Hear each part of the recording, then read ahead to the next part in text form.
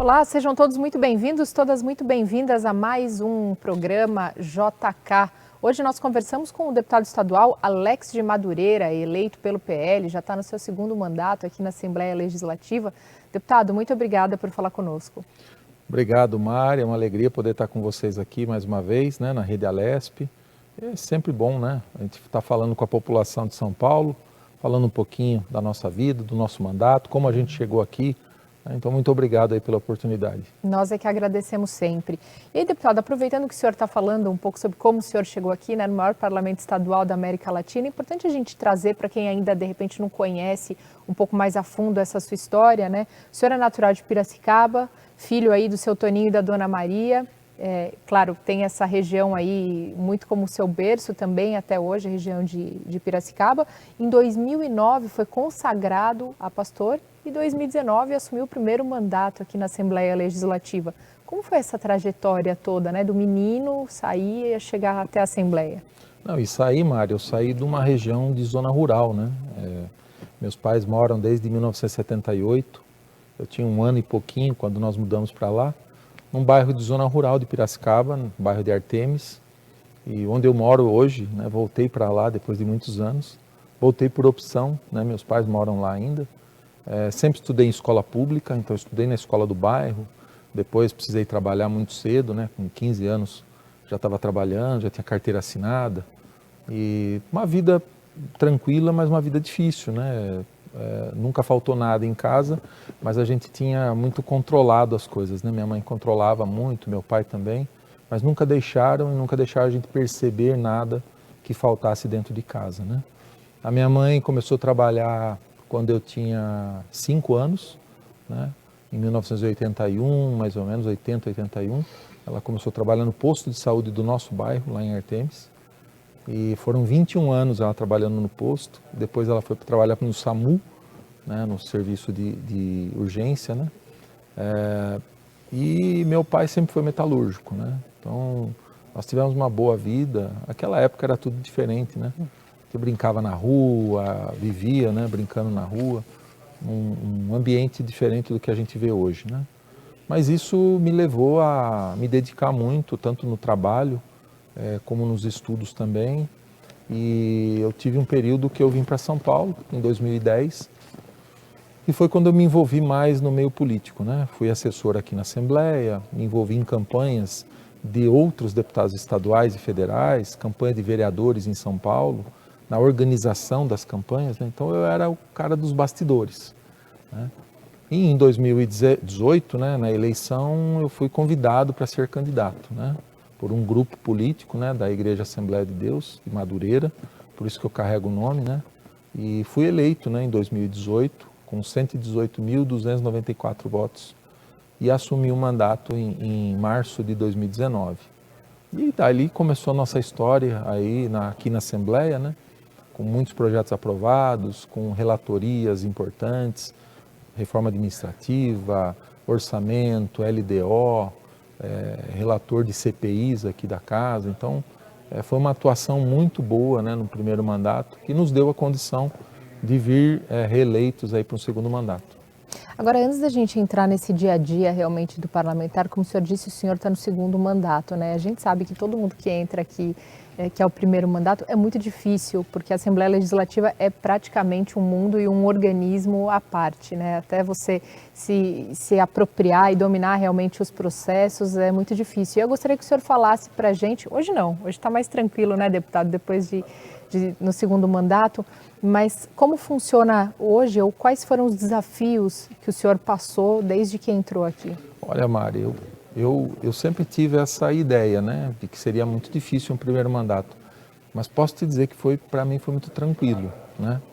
Eu procurei, quando eu cheguei na casa, me aproximar daqueles deputados mais antigos da casa, como Campos Machado, sim, Barros Munhoz, Estevão Galvão, que são figuras históricas da Assembleia, né, que estão aqui há muitos mandatos. O Campos Machado, que a gente perdeu ele, né, há um tempo atrás, uma grande perda para a política do Estado de São Paulo. Mas eu me aproximei muito dessas figuras para aprender, né, e eu falei com eles isso, falei, olha, eu quero ficar perto de vocês porque eu quero aprender, né.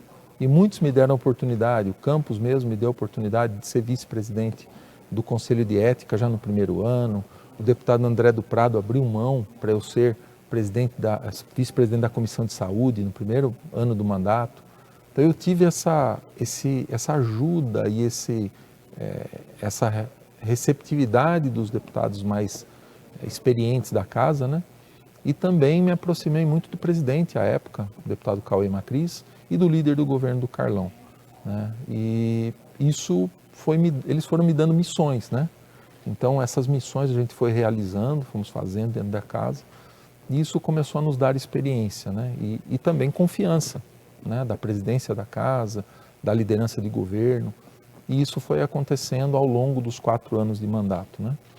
E eu fiquei na base do governo todo esse tempo, isso também nos permitiu ter a possibilidade de ajudar muitos municípios do estado, de fazer muitas boas parcerias, né, com municípios, de ajudar muitas cidades que precisavam, com recursos parlamentares, mas não só recursos, com atendimento também. Então a gente tinha um bom relacionamento com todos os secretários, isso fazia com que a gente ligasse para o secretário atendia, marcava agenda, atendia os prefeitos, os vereadores, né? Então isso fez com que a nossa base política fosse sendo formada e crescendo, né? Então eu digo que o primeiro mandato para mim foi muito tranquilo, né? Eu tive grandes desafios, como no primeiro ano de mandato a relatoria da LDO, também a relatoria do orçamento, já em 2019. No ano seguinte nós entramos na pandemia, né? E aí a casa teve esse problema, a gente ficou trabalhando no virtual um bom tempo, né? Mas eu não deixei de ter atuação com os municípios, né? Só mudou o foco, né? O foco se tornou quase que 100% na área da saúde, né? Mas graças a Deus deu tudo certo. A gente conseguiu realizar um mandato, aprovar projetos aqui na casa, que não é fácil, você sabe disso, né? Essa articulação para você ter projetos aprovados, ela não é fácil, você tem que convencer os colegas, né, as bancadas, de que o seu projeto não vai interferir em nada a vida de ninguém. Então, acho que foi muito bom para mim o primeiro mandato. E hoje, claro, muito mais tranquilo. Hoje eu pude decidir as comissões que eu queria participar, pude me colocar à disposição para a corregedoria da Assembleia, que é uma função importante, né? E é uma votação aqui também a escolha do corregedor. Então eu consegui conversar com todas as bancadas, só uma bancada que não assinou, né, para que o meu nome fosse indicado, foi a bancada do PSOL, né, por opção deles, né? Mas todas as outras bancadas assinaram junto para que eu fosse eleito corregedor da casa.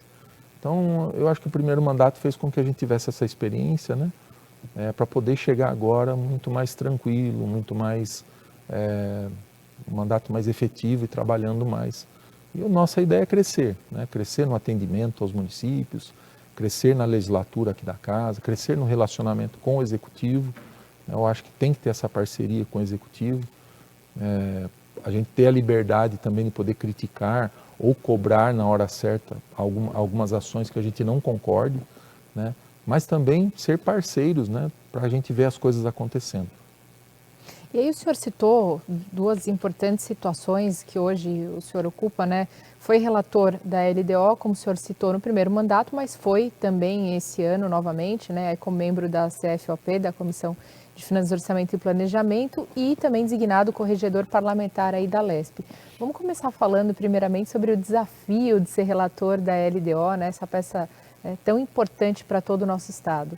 Esse último ano eu tive a satisfação de ser o relator da LDO no mês de junho e também ser o relator do orçamento no final do ano, né, em novembro, né?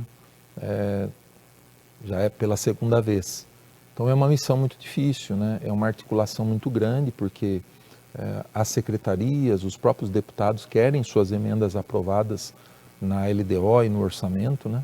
E existe, claro, uma resistência por parte da Secretaria da Fazenda ou do governo de que se não mude muito a peça da LDO que chegou aqui, porque a LDO ela baliza, né, os gastos aí do governo do estado para o próximo ano, né?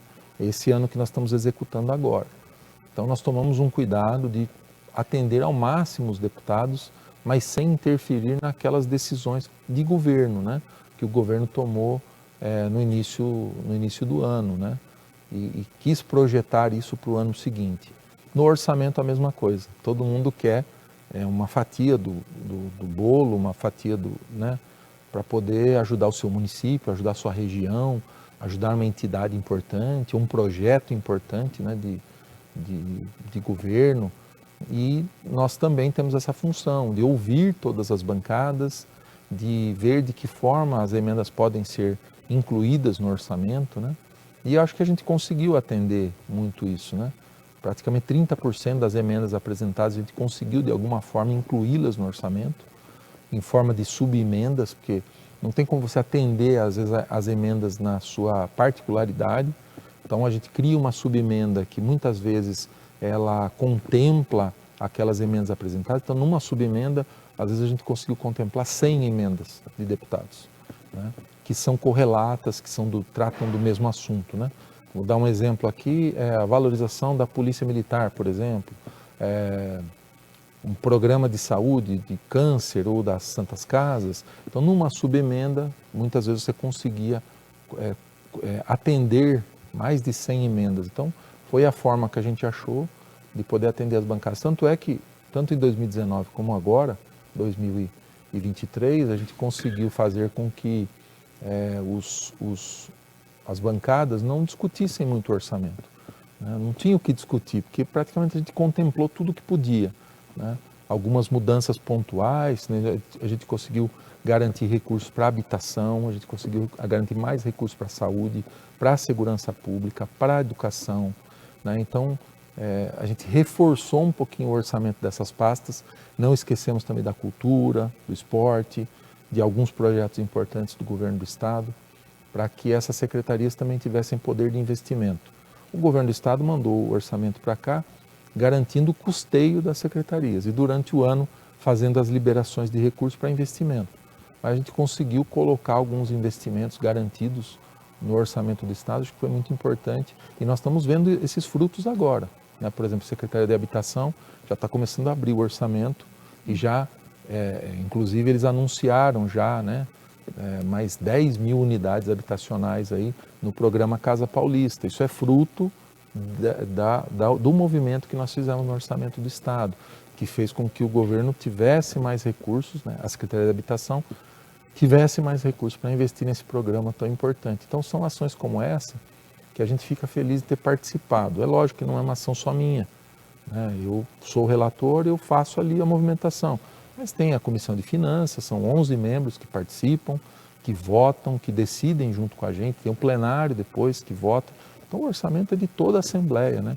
Inclusive as emendas que a gente contemplou são emendas dos deputados, né? Então eu acho que essa participação e esse diálogo com todas as bancadas foi importante. Inclusive a bancada que foi mais atendida no orçamento com relação ao número de emendas foi a bancada do PT, né? E eu sou de outro partido, eu sou do PL, então é que eu vi ali boas emendas possíveis da gente incluir no orçamento. Então por que eu não incluiria? Só porque nós somos de partidos diferentes? Não, né? Não podemos ter esse olhar, a gente teve um olhar muito técnico para a peça orçamentária e tudo isso nós fizemos combinado com o governo. Então, a partir do momento que eu tinha o relatório pronto, nós chamamos aqui, junto com a liderança de governo, junto com o presidente Gil Maci, presidente da Comissão de Finanças, o xerife, o líder do governo, nós chamamos todo mundo aqui, a Secretaria da Fazenda, e mostramos a peça orçamentária. Vocês topam isso aqui? Não, a gente topa. Então, a gente fez tudo muito combinado, para não ter nenhum problema também, a gente não queria criar nenhum problema para o governo, né? Então, foi algo que foi construído aí a várias mãos e eu fico feliz de ter participado disso. Agora, a gente sabe também, né, deputado, que tem algumas áreas que são mais espinhosas, digamos assim, né? Como o senhor mesmo citou, algumas emendas para algumas áreas como saúde, segurança, que aí vem um monte de emendas, né? E aí se torna mais difícil essa conciliação. Quer dizer, é uma habilidade muito grande, até mesmo um privilégio você conseguir conciliar ou fazer esse papel de conciliador realmente aqui no parlamento, conversando aí, né, trazendo os interesses do governo do estado e alinhando com parlamentares de diferentes bancadas. Você não consegue agradar todo mundo, né, Mari? Eu recebi, por exemplo, emendas, não vou citar o nome aqui do deputado, mas emendas que movimentavam 1 bilhão no orçamento. Então isso não era possível, né? Você atender todas as emendas de um deputado só, que tivesse uma movimentação tão grande no orçamento. Mas eu fiz isso conversando com o parlamentar. Assim, olha, dentro das emendas que você apresentou aqui, eu fiz a conta, né? Falei, olha, chegou nesse valor, é muito alto para a gente movimentar isso no orçamento. O que é prioridade para você? Né? Então, a gente elegeu essas prioridades de cada bancada, de cada deputado e tentou atender. Aconteceu isso também na Secretaria de Agricultura, né? Tem deputados que são defensores do agro e que tentaram fazer grandes movimentos e a gente também conversou, fez o que era possível, né? Combinado com a Secretaria de Agricultura. Então, foi um trabalho que, como eu disse, foi feito em várias mãos, tentando fazer com que os parlamentares também entendessem que nós temos um limite, né? Nós tínhamos um limite para trabalhar dentro do orçamento. Mas acho que a gente conseguiu, né? Tanto, eu sempre digo isso, que o que mostra que o trabalho andou bem é a diminuição no tempo de discussão, tanto na Comissão de Finanças como no próprio plenário. A gente teve uma discussão menor, né? Menos tempo discutindo para poder votar logo o orçamento. Então, isso mostrou também que não tinha muito que as pessoas reclamarem, até porque o orçamento é uma decisão do governo, mas a Assembleia tem como ter a sua participação também. E aí, o senhor citou também, vale a gente citar também, que foi designado como corregedor parlamentar aqui da Lesp. Talvez algumas pessoas que estejam nos acompanhando não entendam muito bem qual é o papel dessa função, né? Qual é o papel do corregedor aqui parlamentar dentro da Lesp. Se o senhor puder começar por aí, né? Sim, começar esmiuçando um pouquinho mais para quem nos acompanha. Olha, eu nos 4 anos do primeiro mandato, eu fui o vice-corregedor, né, da Assembleia. Então eu atuava só quando o deputado Estevão Galvão estava afastado, não estava na Assembleia. Eu podia atuar como corregedor. E a corregedoria tem uma função muito espinhosa também, muito difícil, né? É na corregedoria que chegam todas as denúncias contra os parlamentares. Então, toda denúncia que é feita, ou por qualquer órgão, ou mesmo de forma anônima, elas caem na corregedoria. E a corregedoria tem o papel, não sozinho, é claro, nós temos os procuradores aqui da Assembleia, nós temos um procurador-chefe da corregedoria, o Dr. Benetton, que nos ajuda a entender de que forma são essas denúncias e que andamento nós devemos dar, né? Então, quando chega alguma coisa desse tipo, a gente senta, analisa o caso, vê se tem base ou se não, e a gente faz os encaminhamentos necessários. Encaminhamento para o Ministério Público, encaminhamento, né, para o Tribunal de Contas, e também nós temos como fazer diligências aqui, né? Mas na maioria dos casos, são denúncias infundadas, que você não tem nem como, não tem base, né? E quando você procura a pessoa não existe, ou ela fez de forma anônima, você não tem como confirmar se aquilo é verdade ou não. Então, é uma função que você tem que tomar muito cuidado para que não seja feita nenhuma injustiça, de nenhuma forma, nem de um lado e nem do outro, né? Por isso que eu falo que é uma função importante dentro da casa, né? Nós temos essa função como que se nós fôssemos um ministério público dentro da Assembleia, né? Então, eu não vou julgar ninguém, mas eu tenho a função de verificar se existe fundamento ou não nesse tipo de denúncia, né, que são recebidas aqui pelos deputados. E também órgãos de controle notificam a Assembleia através da corregedoria, pedem informação, na corregedoria que eles pedem informação. Então, a gente tem esse papel também de ter esse bom relacionamento com o Ministério Público, com o Tribunal de Contas, a gente poder fornecer também todas as informações que eles pedem dos parlamentares. E aí, deputado, vale a gente citar o seu trabalho parlamentar aqui também, inclusive. O senhor, claro, é coordenador de uma frente parlamentar, também membro efetivo nas comissões de Relações Internacionais, Finanças, Orçamento, Planejamento e Segurança Pública e Assuntos Penitenciários. Agora, tem projetos importantes do senhor, como nós citamos no começo, que foram aprovados aqui ao longo de todos esses anos, né? Um deles é o 17.740 de 2023, que então classifica Piracicaba como município de interesse turístico, né? A gente sabe como esse título de MIT, quando é entregue a algum município, quanto ajuda, quanto potencializa o desenvolvimento econômico, o desenvolvimento regional ali da região também, de todo o entorno. E é importante, porque cada parlamentar, claro, representa todo o estado de São Paulo, mas tem aquela faixa, nicho, né? Tem o seu nicho, tem a sua base, né? Olha, eu acho que foi o projeto mais importante que eu aprovei aqui na Assembleia para a minha cidade, para Piracicaba. Porque é um projeto que impacta diretamente no turismo da cidade, né? Hoje nós temos um sistema de classificação do governo do estado, da Secretaria de Turismo, e quando você inclui um novo município, esse município tem a possibilidade de se classificar ou não, para ele estar enquadrado hoje como um MIT e receber, né, um recurso substancial para investimento na área de turismo. Então, eu sinceramente, quando eu cheguei aqui em 2019, eu não acreditei quando eu soube que Piracicaba não era MIT, né? Porque eu faço a comparação com outras cidades, né? Então, eram 172 cidades, se eu não me engano, que eram já MIT no estado de São Paulo e tinham muitos projetos parados aqui na Assembleia. E eu tive a satisfação de poder apresentar o projeto do MIT, né, em Piracicaba e fazer com que ele fosse aprovado. E não foi fácil, porque nós tínhamos essa dificuldade, porque outros deputados também apresentaram. Então eu coloquei o meu como prioridade, nós fizemos um trabalho interno aqui de convencimento dos deputados para aprovar esse MIT de Piracicaba e nós conseguimos aprovar, o governo sancionou. Então, Piracicaba hoje é município de interesse turístico, graças a esse projeto, então eu fico muito, muito feliz. Foi uma satisfação para mim, né? Eu acho que consertar um problema que a gente já tinha de muito tempo. Piracicaba tem uma vocação turística muito grande, nós temos um rio que corta a cidade várias vezes, nós temos restaurantes, nós temos museus, pinacoteca, tem um engenho central, Monte Alegre, nós temos muita coisa turística, né? Muita coisa histórica na cidade. É a cidade onde Prudente de Moraes foi vereador no município, da onde ele saiu para ser o primeiro presidente civil eleito no Brasil, né? Então, morreu em Piracicaba, né, Prudente de Moraes, e, apesar de ser nascido em Itu, mas ele teve toda a vida dele em Piracicaba. Temos lá o Museu Prudente de Moraes, no centro da cidade, a casa onde ele morou, no centro da cidade. Então, Piracicaba tem essa questão histórica e turística, né?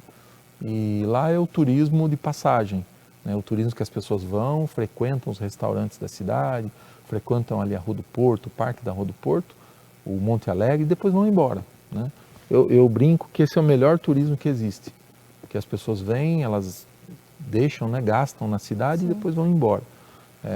Você não tem que se preocupar, né, com uma infraestrutura muito maior para poder segurar essas pessoas no município. Então esse turismo de passagem lá é muito importante para a cidade, faz com que os serviços principalmente tenham muito trabalho, empreguem muita gente na área turística da cidade. Então eu fiquei muito, muito feliz. Acho que é o projeto que quando perguntam para mim, para Piracicaba, qual é o projeto mais importante, eu digo que é o MIT. E as transformações também, né, que vêm a partir do momento que esse município ganha esse título de município de interesse turístico, né? Eu imagino que isso seja tangível também. Além do recurso, né, é a própria movimentação que isso faz dentro do município. E hoje, com essa classificação, então, constantemente você tem que estar em evolução. Porque senão, se você cair na classificação, você corre o risco de ficar fora, né, dos municípios que são contemplados. Nós temos um número de municípios contemplados hoje. Então, isso faz com que traga uma responsabilidade maior também para a cidade, ela se manter entre os municípios, né? Então, acho que é muito bacana isso e eu até gosto desse sistema que a Secretaria de Turismo adotou, né? Porque ninguém fica acomodado, né? A palavra correta, porque quem se acomodar corre o risco de ficar fora. E aí, deputado, nós temos outros projetos de lei de sua autoria aprovados aqui também, né, o que proíbe instituições financeiras de ofertar e celebrar contrato de empréstimo de qualquer natureza, o projeto de lei que institui o mês de Dezembro Verde e diversas outras, mas a gente vai falar daqui a pouquinho, a gente vai sair agora para um rápido intervalo. Na volta a gente fala mais sobre tudo isso. Até já.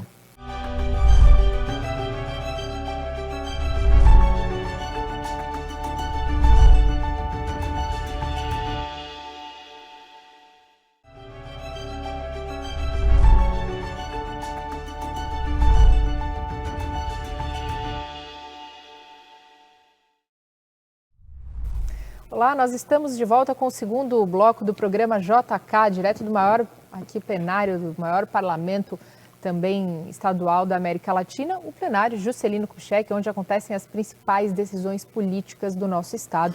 Hoje temos a honra de conversar aqui com o deputado Alex de Madureira, do PL, que no bloco anterior estava falando sobre alguns aí dos projetos de lei aprovados pelo senhor ao longo desses 2 mandatos. E aí temos mais alguns importantes e mais outros que estão em tramitação. Enfim, é uma produção legislativa muito grande, muito completa. Vamos trazer para os nossos telespectadores.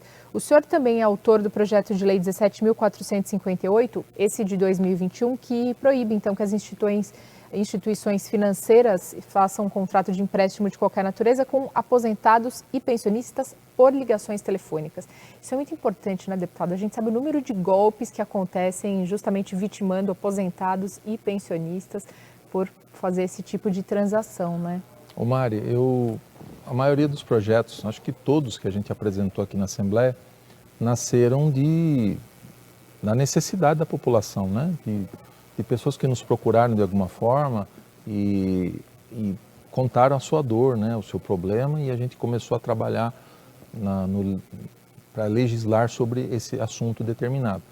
Isso aconteceu nesse projeto, né? Muitas pessoas me procuraram, acabei recebendo muitas informações de pessoas que tinham passado por supostos golpes como esses que você falou. O que acontecia é que às vezes a pessoa, um idoso, recebia uma ligação e a pessoa do outro lado é um vendedor, né? Ele está treinado para vender um produto de uma instituição financeira ou de um banco, né? E fazia com que a pessoa, às vezes, sem necessidade, contraísse um empréstimo, porque isso o Banco Central autorizava a pessoa a fazer com o reconhecimento da voz da pessoa, eles gravavam, né? E diziam, olha, está sendo gravado aqui, se você autorizar, confirma os seus dados, se você autorizar, a gente faz o empréstimo aqui. Então, o que acontecia? Às vezes, a família, no mês seguinte, pegava o contra-cheque lá do pai, do avô, da mãe, do aposentado, do pensionista, e via que tinha um desconto, né?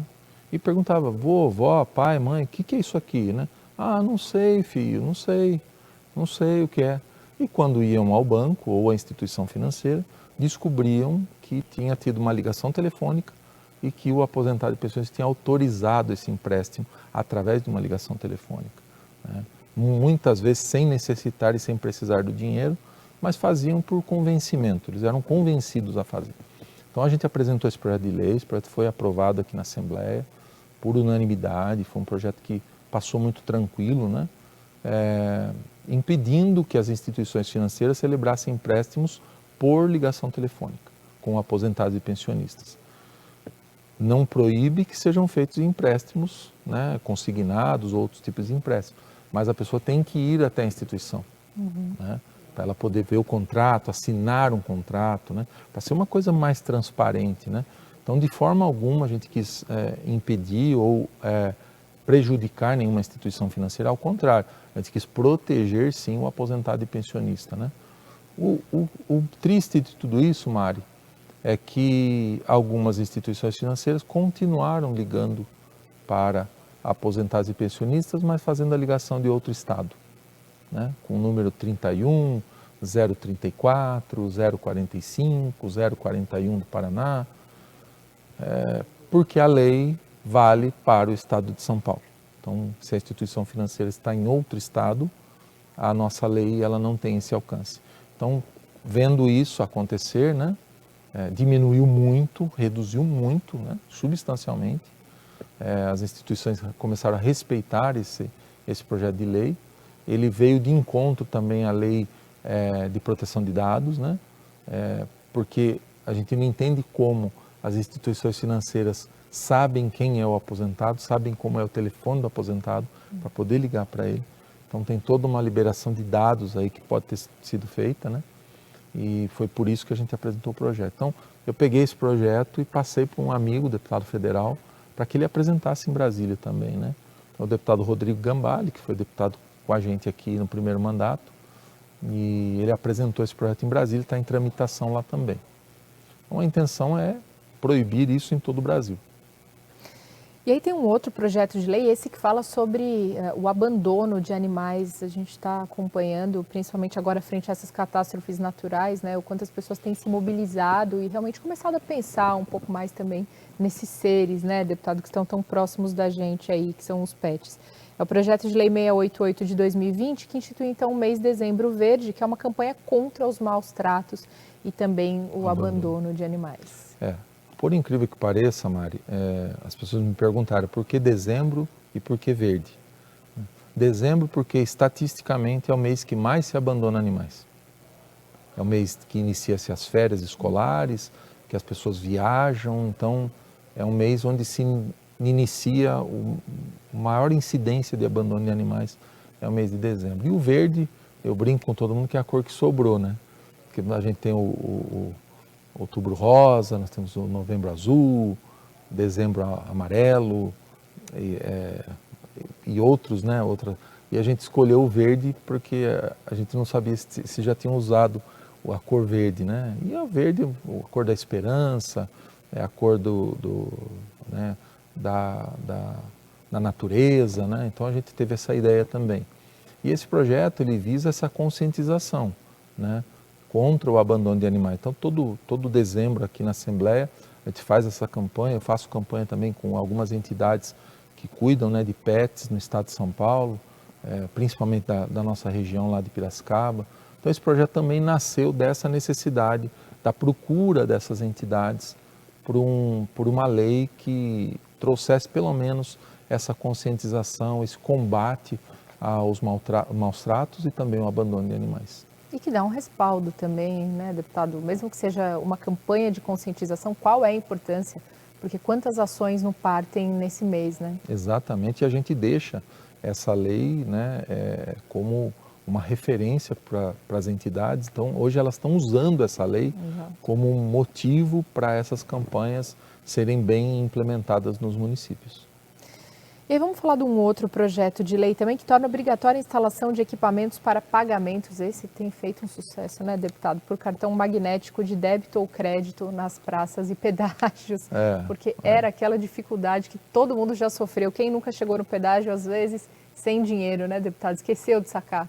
Eu já passei por isso, Mari. Eu moro em Piracicaba, então eu estou a 160 quilômetros aqui da minha cidade.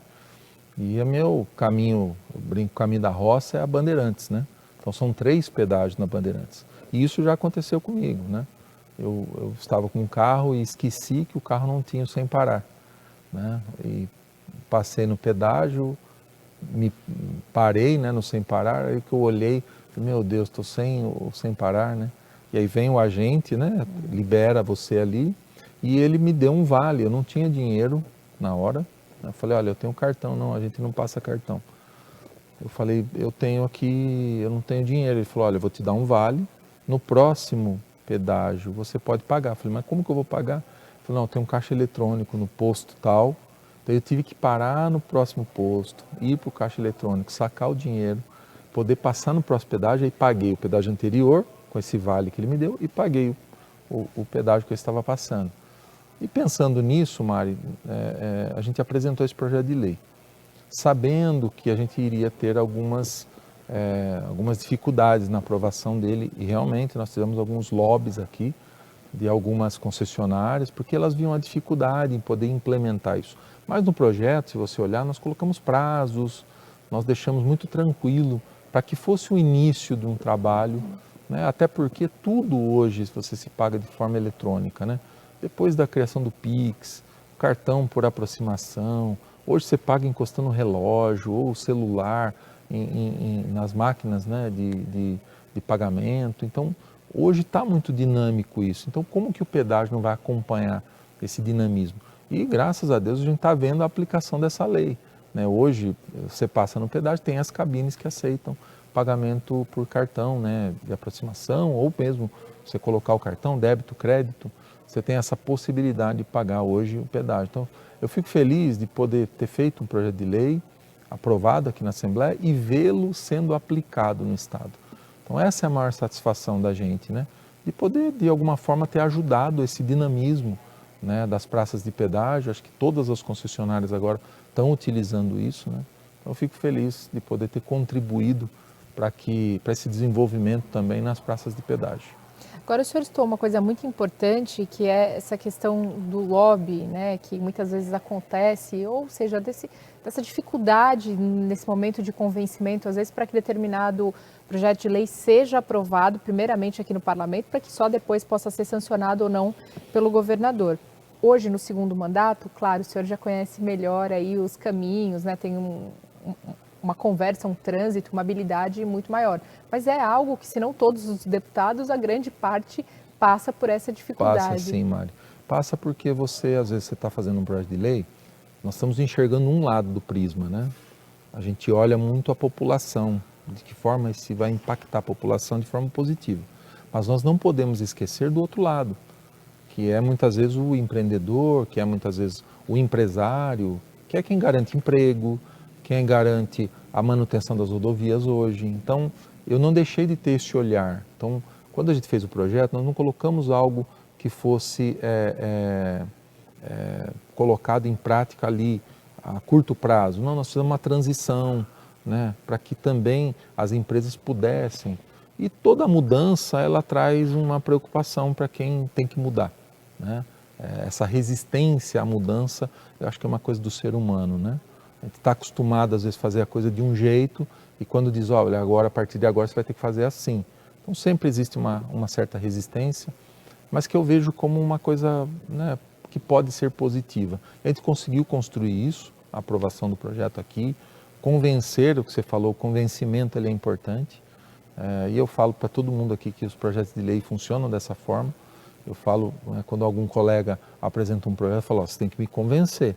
Se você me convencer que o seu projeto é bom, vai ter meu voto, né? E da mesma forma o governo, quando a gente é convencido que um projeto de lei do governo vem para cá para melhorar a vida das pessoas, é óbvio que você vai defender, você vai conquistar votos e você vai votar, né? Você vai ajudar nessa influência dos outros parlamentares, diminuir a resistência e fazer com que o projeto seja aprovado. Então, o convencimento dentro do parlamento é a base de tudo.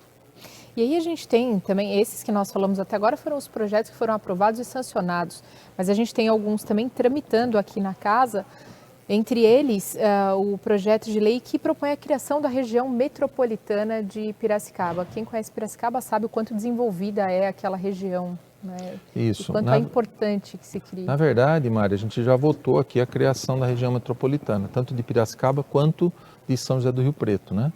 Mas eu apresentei um projeto para a criação do Conselho da Região Metropolitana, porque nas disposições transitórias do projeto de lei que veio do governo, a implementação da região metropolitana, ela depende da criação de um conselho. E isso não veio em nenhum projeto apartado e também não veio no projeto inicial do governo, né? No mandato passado nós aprovamos aqui a criação da região metropolitana lá com 24 municípios, né? Então, Piracicaba é a sede metropolitana. Sim. E são mais 24 municípios que ficam no entorno da nossa cidade. Porém, nós dependemos ainda da criação desse conselho, né? E esse projeto já teve uma certa dificuldade na Constituição e Justiça, na Comissão de Constituição e Justiça, porque ele pode ser considerado inconstitucional por vício de iniciativa. Essa iniciativa teria que partir do Executivo. Mas eu consegui convencer também os colegas ali de que há uma necessidade para que a região metropolitana exista de fato, né? Então, a criação do conselho é onde vai se formar os pilares ali da região metropolitana efetivamente, e a gente vai poder fazer com que isso seja uma realidade, né? Unindo os municípios, fazendo com que eles trabalhem em conjunto para o desenvolvimento da nossa região. É uma região que tem um apelo industrial muito grande. Eu falo que Piracicaba sempre foi aquela cidade da usina de cana-de-açúcar e as fábricas que fabricavam as usinas, as metalúrgicas que fabricavam as usinas. Então, sempre Piracicaba girou muito, e a nossa região, em torno da indústria sucro-alcooleira, né? A indústria de açúcar e álcool. Mas, ao longo dos anos, isso foi mudando. Por exemplo, eu estive esses dias na Caterpillar, é uma grande empresa que fabrica tratores da linha amarela, que todo mundo conhece. Lá tem a Case também, que fabrica implementos agrícolas, colheitadeiras, né, de soja, de cana e de outras culturas também. Nós temos um parque automotivo hoje da Hyundai, que congrega a montadora Hyundai e mais 10, 12 empresas satélites ali, que fabricam os motores, que fabricam painel, que fabricam os bancos e que fornecem todas essas peças para a montadora, né? Então Piracicaba acabou diversificando muito. Temos indústria de papel e celulose, temos a Klabin, que é uma grande indústria, hoje papéis. Então a gente diversificou muito ao longo dos anos, né? Então é uma indústria pujante, mas que precisa ter esse olhar aí do governo do estado para um desenvolvimento. Eu já fui também e estou para apresentar um outro projeto lá para a criação do transporte metropolitano, como a gente vê funcionar muito aqui na capital, na região de Campinas. Você tem o transporte metropolitano que faz a ligação entre as cidades da região. Então Piracicaba, se Deus quiser, logo logo vai ter esse projeto novo aqui nosso também, para a criação do transporte metropolitano, mas tudo isso passa pela criação do Conselho da Região Metropolitana, que a gente espera que esse projeto ande aqui na Assembleia o mais rápido possível e a gente possa aprová-lo também, fazendo com que a nossa região, ela de fato, ela possa criar essa força como região metropolitana e se desenvolver.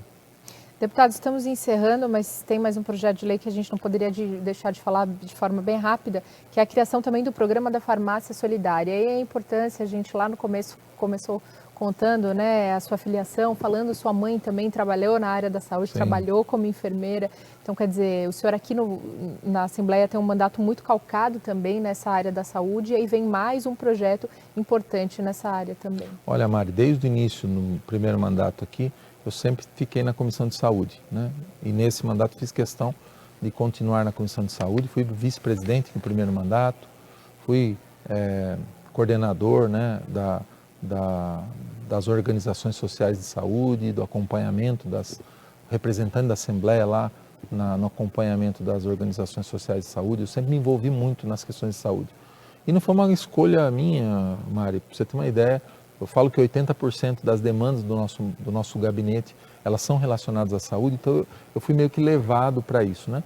E na questão das farmácias, eu vi isso funcionando, né? E tive a ideia, juntamente com o Conselho Regional de Farmácia de São Paulo, eles me ajudaram na confecção desse projeto de lei, então tem a participação do Conselho Regional de Farmácia nesse projeto, a gente construiu esse projeto juntos, né? Para que autorizasse os municípios a criarem as suas farmácias solidárias, as suas farmácias do povo, cada um coloca um nome, né? Que é uma forma legal, né, baseada numa lei, de arrecadação de medicamentos, e eu vi isso funcionando em alguns municípios, então a gente teve a intenção de autorizar os municípios do estado a formarem as suas farmácias solidárias, né? Uma forma delas receberem medicamento, tanto da indústria farmacêutica, quanto de farmácias, quanto de próprios usuários, utilizando mecanismos como faculdades de farmácia que vão emprestar os seus alunos para serem voluntários e para cumprirem, né, o seu, como se diz, o estágio, a carga o horária. seu estágio, né, cumprir o seu estágio ali na farmácia solidária, separando esses medicamentos e fazendo com que eles possam ser utilizados pela população. Então, eu cito um exemplo sempre de um medicamento que você compra para um tratamento e, de repente, a caixa vem 10 comprimidos a mais, né?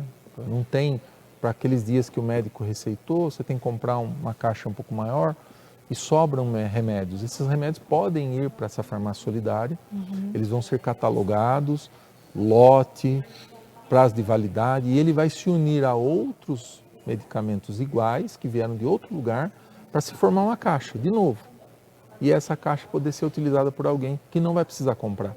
Na verdade, ele vai ser entregue ali de forma gratuita, né, para a população, ao invés da pessoa ir para a farmácia comprar. E isso, claro, feito em parceria com os municípios, com o Fundo Social, com a assistência social do município, para entender também se essa pessoa realmente necessita daquele remédio de forma gratuita ou não.